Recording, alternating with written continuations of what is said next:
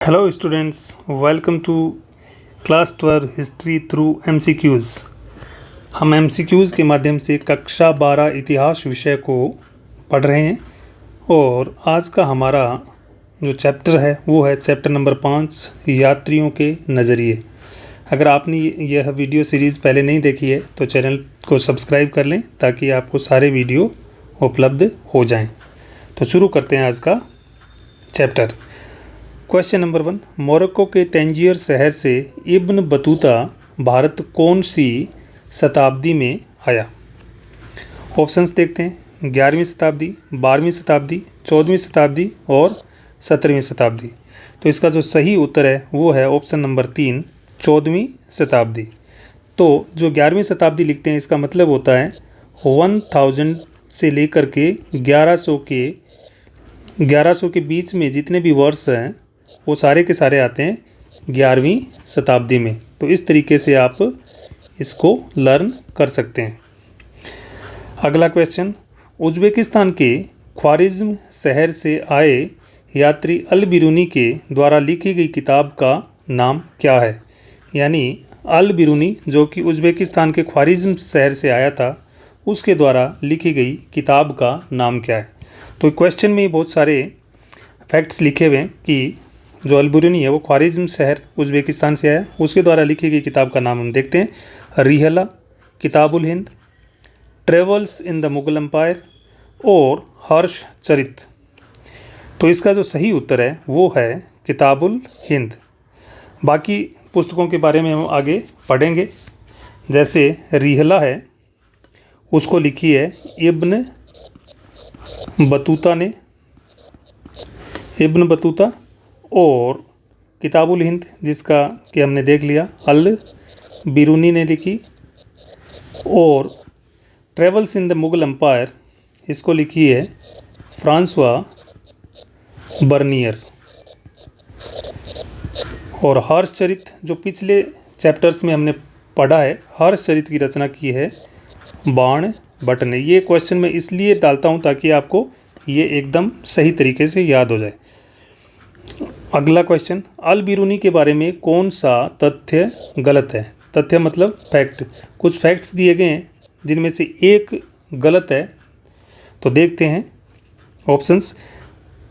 973 ईस्वी में ख्वारिज़्म उज़्बेकिस्तान में जन्म हुआ। ओके। ऑप्शन 2, 1017 ईस्वी में गजनी के सुल्तान महमूद ने ख्वारिज़्म पर आक्रमण कर अल बिरूनी को बंदी बना लिया। अगला ऑप्शन, अल बिरूनी को सीरियाई, हिब्रू, अरबी, फारसी, संस्कृत तथा यूनानी भाषाओं का ज्ञान था। और ऑप्शन नंबर 4, अल बिरूनी ने अरबी भाषा में किताबुल हिंद ग्रंथ लिखा। तो इसका जो सही उत्तर है वो है ऑप्शन नंबर 3, अल बिरूनी को सीरियाई, हिब्रू, अरबी, फारसी, संस्कृत तथा यूनानी। यहाँ पर यह गलती है कि यूनानी भाषा का उसको ज्ञान नहीं था, तो ये गलत हो गया। अगर ये एक यूनानी हटा देंगे तो इन सारी भाषाओं का उसको ज्ञान था। ठीक है। अगला क्वेश्चन, बाकी सारे फैक्ट्स अल बिरूनी के बारे में एकदम सही है। अगला क्वेश्चन, इब्न बतूता भारत कब आया? तो ऑप्शंस देखते हैं। 1333 ईस्वी, 1354 ईस्वी, 1356 ईस्वी और 1668 ईस्वी। ईस्वी मतलब एडी। तो इसका जो सही उत्तर है वो है 1333 ईस्वी, जो कि पहले क्वेश्चन में हमने इसको बोला है 14वीं शताब्दी। अब 14th सेंचुरी इसलिए बोला है क्योंकि इसके अंदर जो ईयर काउंट होंगे वो होंगे 1300 से लेकर के 1400 के बीच। तो 1333 इन बिटवीन है इसके। तो ये कौन सी शताब्दी होगी? 14th century AD. ओके। अगला क्वेश्चन, इब्न बतूता को कहाँ का काजी यानी न्यायाधीश, जिसको कि आप जज बोल सकते हैं, नहीं बनाया गया? तो ऑप्शंस देखते हैं। दिल्ली, मुल्तान, मालदीव, इनमें से कोई नहीं। तो इसका जो सही उत्तर है वो है मुल्तान, क्योंकि इब्न बतूता को दिल्ली का जज बनाया गया था। मालदीव का वो जब मंगोल की यात्रा पे जा रहा था तब वो मालदीव में कुछ दिन वहाँ का जज रहा था। अगला क्वेश्चन, इब्न बतूता के बारे में कौन सा कथन गलत है? तो कुछ स्टेटमेंट्स दिए गए हैं, उनमें से जो इब्न बतूता के बारे में गलत स्टेटमेंट है उसको हमें अलग करना है। तो ऑप्शंस देखते हैं। 1342 में उसे सुल्तान मोहम्मद बिन तुगलक ने मंगोल यात्रा पर भेजा तथा वह चीन के बीजिंग तक गया। 1354 में वह अपने देश वापस लौट गया। मोरक्को के राजा ने इब्न जुज़ाई को इब्न बतूता के श्रुत लेखों को लिखने के लिए नियुक्त किया। सभी सत्य हैं। तो इसमें जो सही उत्तर है वो है सभी सत्य हैं, यानी कोई सा भी गलत नहीं है और ये सारे के सारे फैक्ट इब्न बतूता के बारे में सही है। अगला क्वेश्चन, फ्रांसवा बर्नियर के बारे में कौन सा तथ्य गलत है? कुछ फैक्ट्स दिए गए हैं फ्रांसवा बर्नियर के बारे में, उसमें से गलत को हमें ढूंढना है। ऑप्शंस देखते हैं। बर्नियर 1656 में भारत आया तथा 1668 में वह भारत से वापस गया।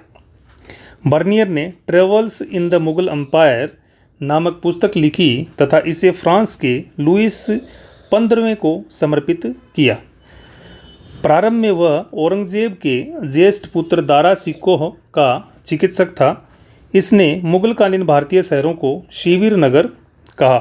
तो बहुत सारे इंपॉर्टेंट फैक्ट्स हमने इसके बारे में इसमें मैंने लिखे हैं। तो इसका जो सही उत्तर है वो है ऑप्शन बी।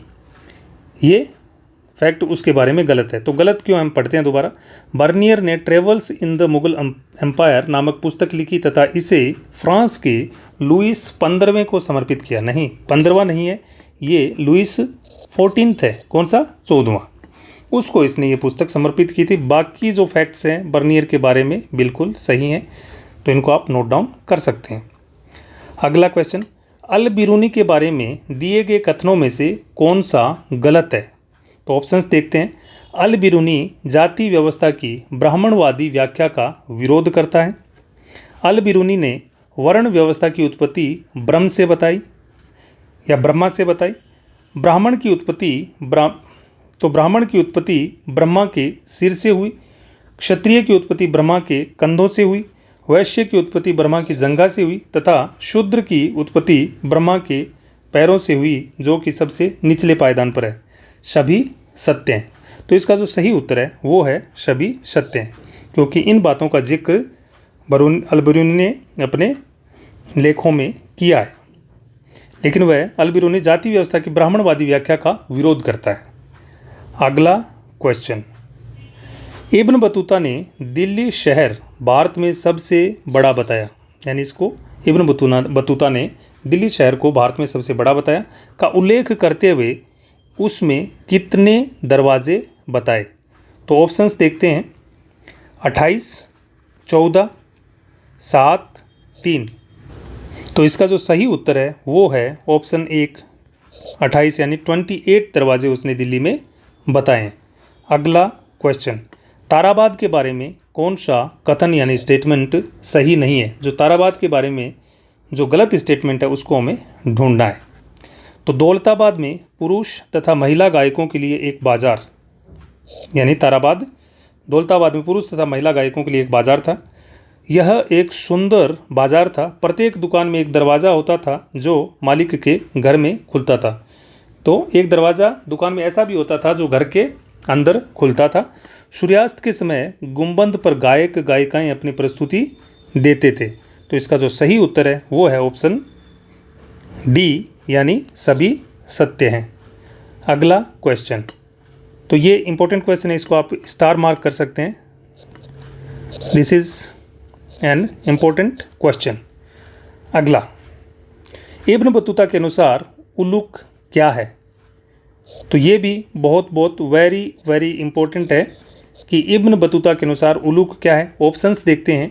प्रत्येक 4 मील पर स्थापित राजकीय घोड़ों द्वारा संचालित अश्व डाक व्यवस्था। ओके। दावा, पैदल धावकों यानी रनर्स द्वारा संचालित डाक व्यवस्था, पोस्टल सर्विस। ओके।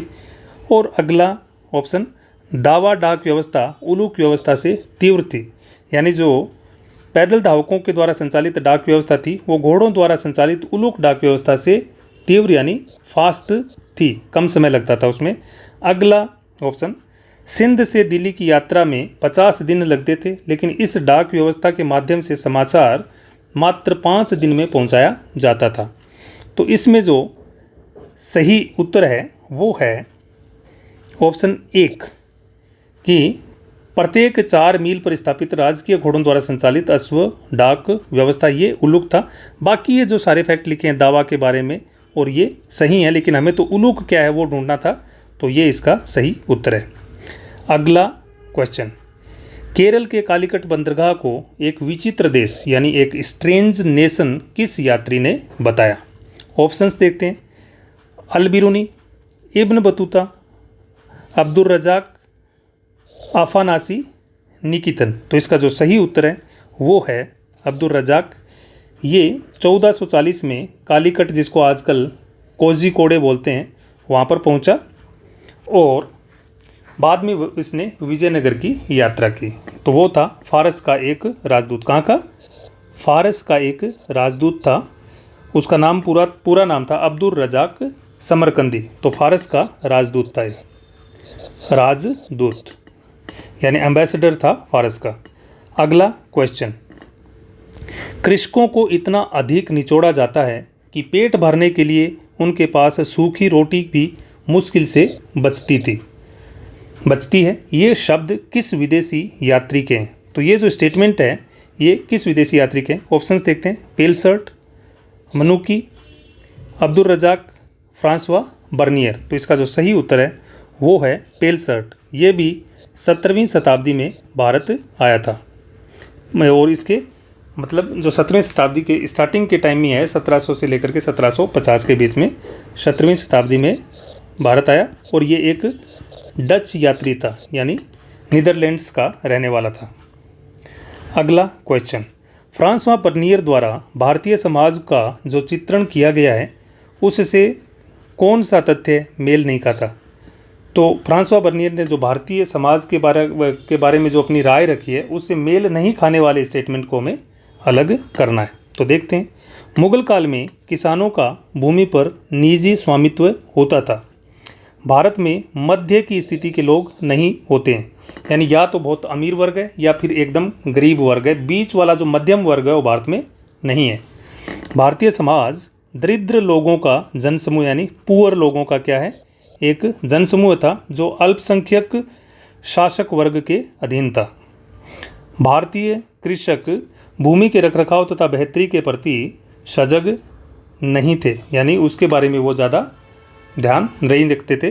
तो ऑप्शंस में इनमें जो सही है यानी जो मेल नहीं खाता है बर्नियर से वो है ऑप्शन नंबर 1। ये गलत इसलिए है क्योंकि इसमें लिखा है मुगल काल में किसानों का भूमि पर निजी स्वामित्व होता था, नहीं होता था। इसमें बोलता है ये कि मुगल काल में किसानों का भूमि पर निजी स्वामित्व नहीं होता था। भूमि किसके अधीन थी? भूमि शासक वर्ग जो था उसका भूमि का मालिक था। तो भूमि का मालिक कौन था? शासक वर्ग। बाकी स्टेटमेंट्स बिल्कुल ठीक है। अगला क्वेश्चन, अकबर के शासनकाल के दौरान सरकारी इतिहासकार कौन था?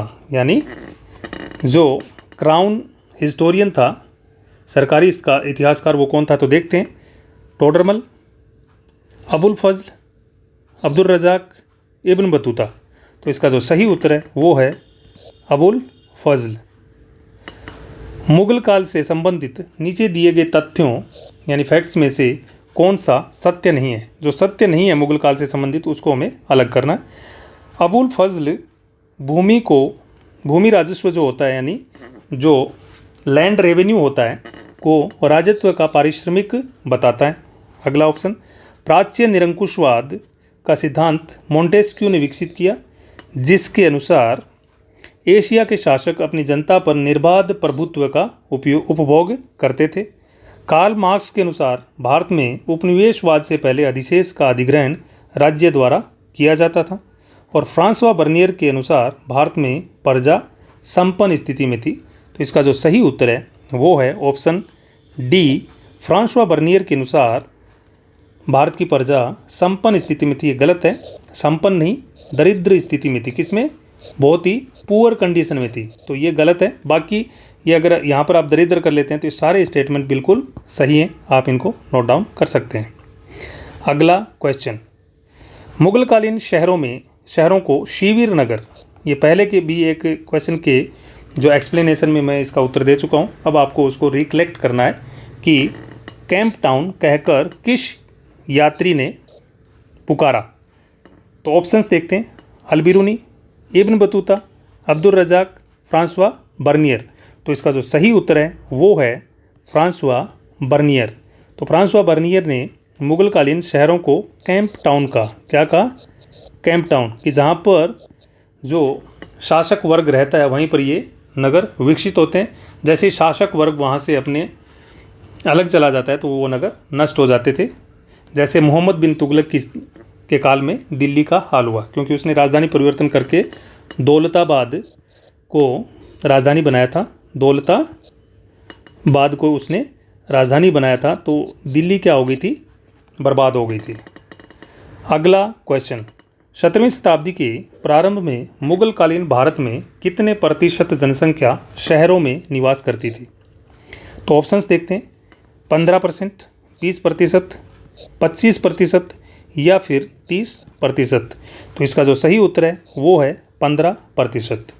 और ये जो 15% पॉपुलेशन जो 17वीं शताब्दी के प्रारंभ में भारत में शहरों में निवास करती थी वो यूरोप की तुलना में ज़्यादा थी, यानी यूरोप में 15% से कम लोग शहरों में निवास करते थे।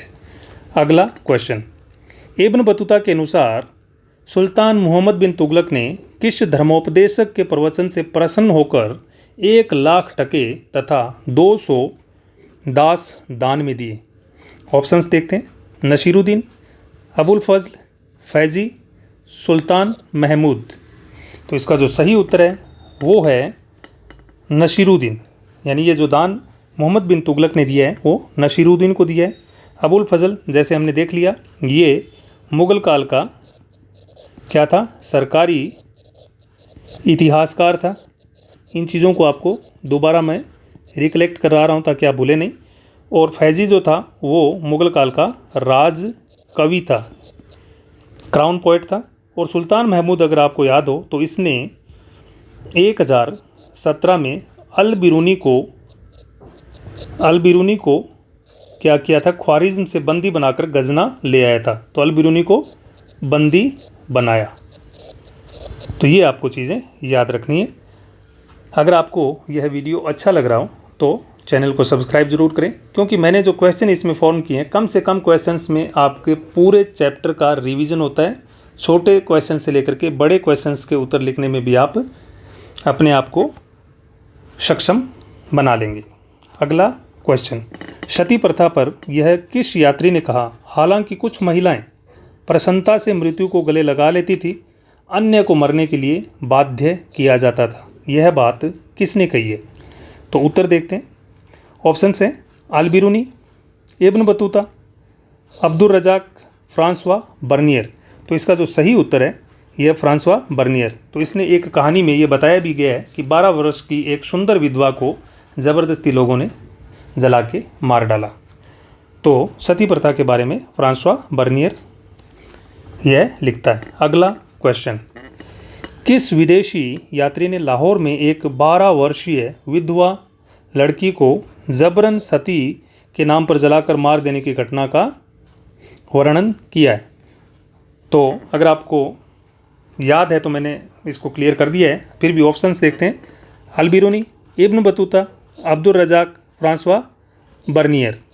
तो इसका जो सही उत्तर है वो है फ्रांसवा बर्नियर, जैसा कि मैंने आपको पहले भी इसको एक्सप्लेन कर दिया है। और अब देखते हैं, बहुत इंपॉर्टेंट क्वेश्चन है जो अगला क्वेश्चन है, इसमें सारे फैक्ट्स एक जगह आपको कर दिए हैं। तो निम्नलिखित में से कौन सा सही सुमेलित नहीं है। तो पहले आपको एक यात्री मिलेगा, उसके आने का टाइम मिलेगा और वो कहाँ का था वो लिखा मिलेगा। उसमें जो गलत है आपको उसको ढूंढना है। तो पेल शर्ट प्रारंभिक 17वीं शताब्दी डच यानी नीदरलैंड से ये आया था। ओके, मानुकी जिसको कि मनुची भी बोलते हैं, 17वीं शताब्दी इटली से आया है। अब्दुल रज़ाक 15वीं शताब्दी फारस का राजदूत था, ये 1440 में कालीकट आता है और उसके बाद में विजयनगर आता है। फ्रांसवा बर्नियर 17वीं शताब्दी फ्रांस, और जीन बैप्टिस्ट टैवर्नियर 17वीं शताब्दी फ्रांस। अफानासी निकितन 15वीं शताब्दी इटली। मार्को पोलो 13वीं शताब्दी इटली। तो इसका जो सही उत्तर है वो है ये वाला कि अफानासी निकितन 15वीं शताब्दी इटली से नहीं आया था। निकितन एक मात्र यात्री है जो कहाँ से आया है, रूस से, और वो 15वीं शताब्दी में भारत आया था। तो ये था हमारा आज का चैप्टर नंबर 5 पर वीडियो। अगर आपको अच्छा लगा हो तो चैनल को सब्सक्राइब ज़रूर करें, और आप मात्र आधे घंटे में पूरे चैप्टर का रिवीजन कर सकते हैं, उसको लर्न कर सकते हैं। तो इससे बेहतर और कोई वीडियो मेरे ख्याल से नहीं हो सकता है। Thanks a lot, thanks for watching.